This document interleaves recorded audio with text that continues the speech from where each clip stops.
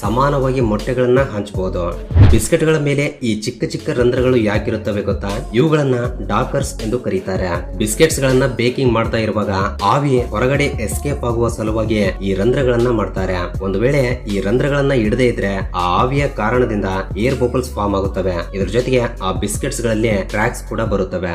Barbecue ಮತ್ತು grill ಮಾಡಿರುವ ಮಾಂಸವನ್ನ ಹೆಚ್ಚಾಗಿ ತಿನ್ನುವುದರಿಂದ ಕ್ಯಾನ್ಸರ್ ಬರುವ ಅಪಾಯವಿದೆ ಎಂದು ಸೈಂಟಿಸ್ಟ್ ಗಳು ಹೇಳ್ತಾ ಇದ್ದಾರೆ. ಯಾಕೆಂದ್ರೆ ಮಾಂಸವನ್ನ ಅತಿಯಾದ ಉಷ್ಣತೆಯಲ್ಲಿ ಬೇಯಿಸುವುದರಿಂದ ಅದರ ಮೇಲೆ ಹೆಟಿರೋಸೈಕ್ಲಿಕ್ ಅಮೈಡ್ಸ್ ಮತ್ತು ಪಾಲಿಸೈಕ್ಲಿಕ್ ಆರೋಮ್ಯಾಟಿಕ್ ಹೈಡ್ರೋಕಾರ್ಬನ್ಸ್ ಎಂಬ ಕೆಮಿಕಲ್ಸ್ ಫಾರ್ಮ್ ಆಗುತ್ತವೆ. ಅವು ನಮ್ಮ DNA ಅನ್ನ ಕೂಡ ಬದಲಾಯಿಸಬಲ್ಲವು. ಇದರಿಂದ ಕ್ಯಾನ್ಸರ್ ಬರುವ ಅವಕಾಶವಿರುತ್ತೆ. ಮನುಷ್ಯರಂತೆ ಪಕ್ಷಿಗಳಿಗೆ ಬೆವರಿನ ರಂಧ್ರಗಳು ಇರಲ್ಲ. ಆದ್ದರಿಂದಲೇ ಅವುಗಳಿಗೆ ಬೆವರಿನ ಮೂಲಕ ಶರೀರವನ್ನ ತಂಪುಗೊಳಿಸಿಕೊಳ್ಳೋಕೆ ಆಗಲ್ಲ. ಅದಕ್ಕಾಗಿಯೇ ಅವು ಬೇರೆ ರೀತಿಯಲ್ಲಿ ತಮ್ಮ ಶರೀರವನ್ನ ತಂಪುಗೊಳಿಸಿಕೊಳ್ಳುತ್ತವೆ. ಅವು ತುಂಬಾ ವೇಗವಾಗಿ ಉಸಿರಾಟವನ್ನ ಮಾಡುತ್ತವೆ. ಈ ರೀತಿ ಮಾಡೋದ್ರಿಂದ ಅವುಗಳ ಶರೀರದಿಂದ ಬಿಸಿಯನ್ನ ಹೊರಗಡೆ ಕಳಿಸೋಕೆ ಉಪಯೋಗವಾಗುತ್ತೆ. ಪಕ್ಷಿಗಳು ಗಾಳಿಯಲ್ಲಿ ಹಾರ್ತಾ ಇರುವಾಗ ಬೀಸುವ ಗಾಳಿಯ ಕಾರಣದಿಂದಲೂ ಕೂಡ ಅವುಗಳ ಶರೀರವನ್ನ ತಂಪುಗೊಳಿಸಿಕೊಳ್ಳುತ್ತವೆ. ವಾತಾವರಣ ತುಂಬಾ ಬಿಸಿಯಾಗಿದ್ದಾಗ ನೀರಿನಲ್ಲಿ ಜಾಸ್ತಿ ಸಮಯವನ್ನ ಕಳೆಯುತ್ತವೆ. ಆ ನೀರಿನಿಂದ ತಮ್ಮ ಶರೀರವನ್ನ ನೆನೆಯಿಸಿಕೊಂಡು ಶರೀರದ ಉಷ್ಣತೆಯನ್ನ ಕಡಿಮೆ ಮಾಡಿಕೊಳ್ಳುತ್ತವೆ.